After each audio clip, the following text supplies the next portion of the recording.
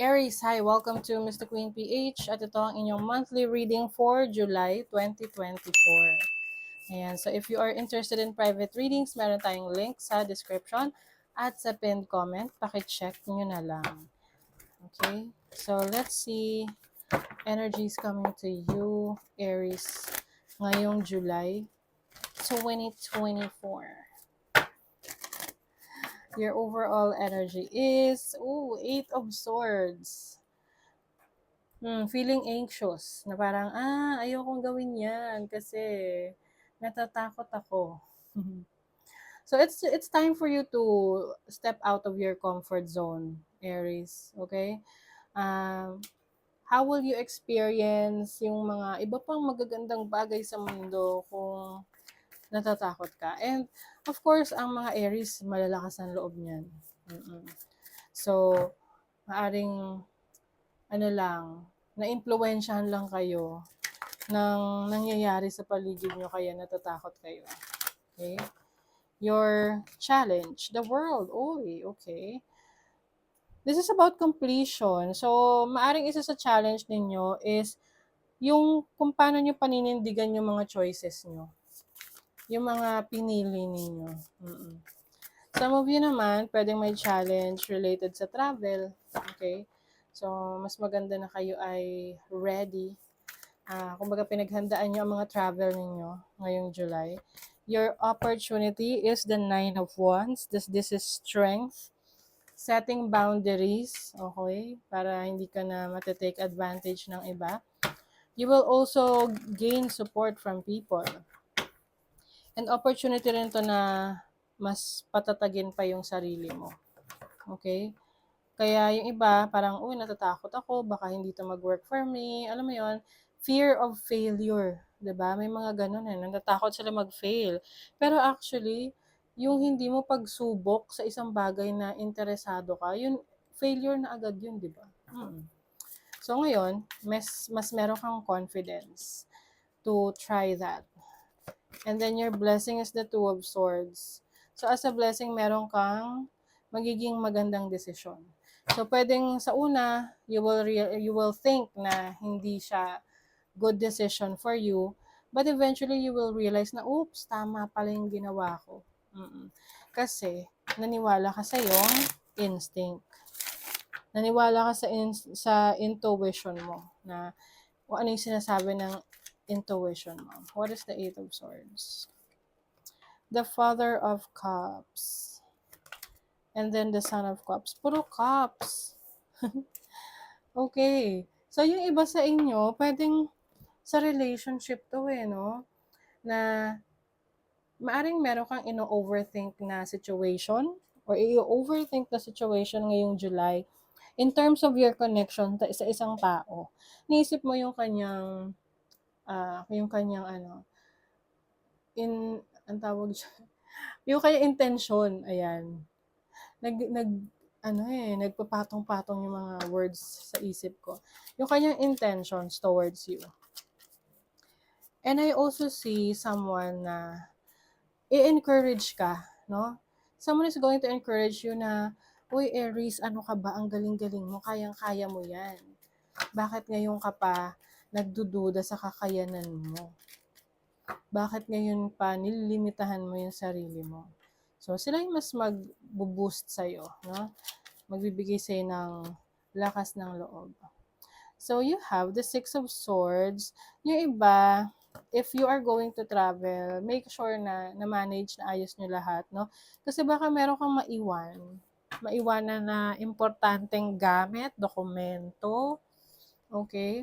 So, i-double check. Meron akong nakita sa TikTok, pina-follow ko siya, isa siyang business owner. Tapos nagpunta siya madalas siya mag-travel. Tapos, ang na-experience niya doon is, yung kanyang carry-on na luggage, na nadala sa check-in, chinek-in siya nung officer sa airport. Syempre, since niya yun, carry-on niya siya, yung luggage na yun, hindi siya nakalock. So, naloka siya. As in, na-stress siya the whole time. Mga 1 oras mahigit.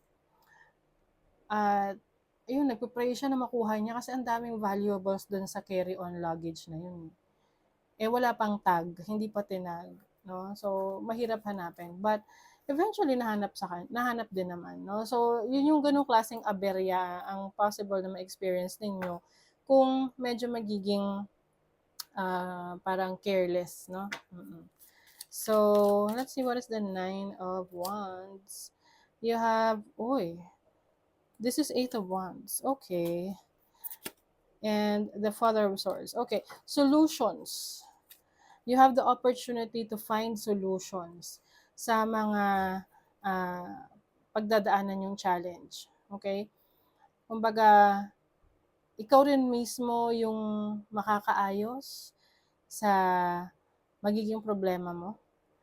And someone is also going to help you, no? Aside from that, meron ding, like what I mentioned kanina, there are people who are supporting you.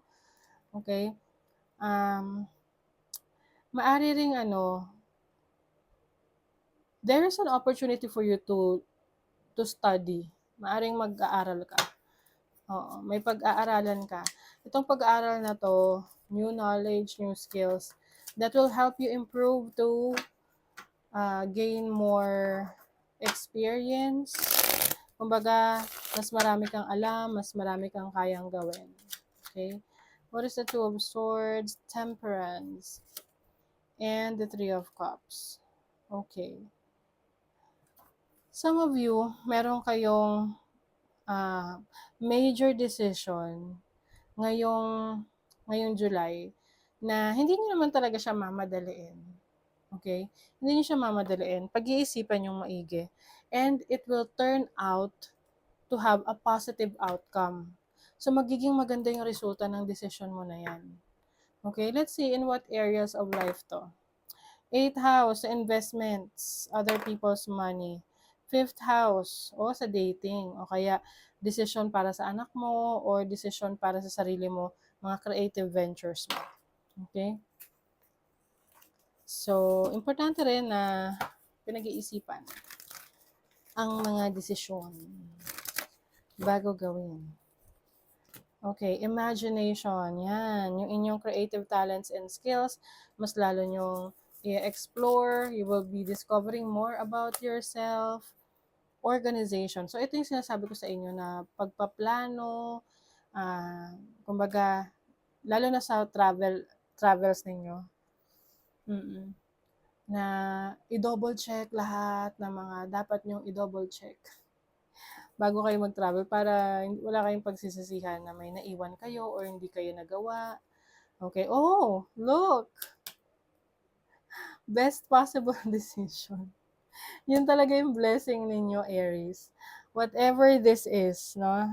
Ano man tong pagdidesisyonan nyo, relationship, trabaho, business, career, you will have the best possible decision.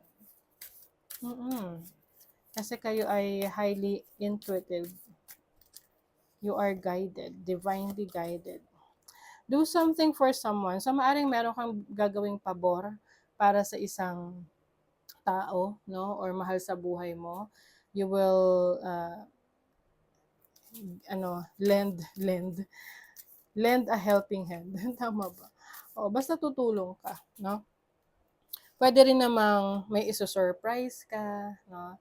Na anything that will make someone happy or anything na gaan ng loob ng isang tao. Be in the present and dream of the future. When we dream, everything is possible. Yes. So, ngayon, may pagka-realistic ka na nasa present moment ka. And at the same time, aware ka rin sa mga gusto mong mga ma-achieve sa buhay in the future. So, i-check mo kung if you are in alignment of your actions in the present moment, kung aligned ba siya sa goals mo in the future. Diba? Leader of light, where are you being called to serve and support others? Lagi itong lumalabas. So, I feel like nagigising yung mga tao ngayon sa kanilang mga mission sa buhay. Ano yung purpose nila? Ano yung destiny nila? And We are all here to help each other and to support others para mas mag-ascend ang ating mundo. Yung ating kamalayan, yung consciousness ng collective. Some of you are spiritual workers, maaring kayo ay ang trabaho nyo related sa pagtulong sa iba, okay? So, yan. You will realize your purpose at kung saan ka mas may fulfillment, okay? So, that is your reading, Aries. Thank you so much. Bye.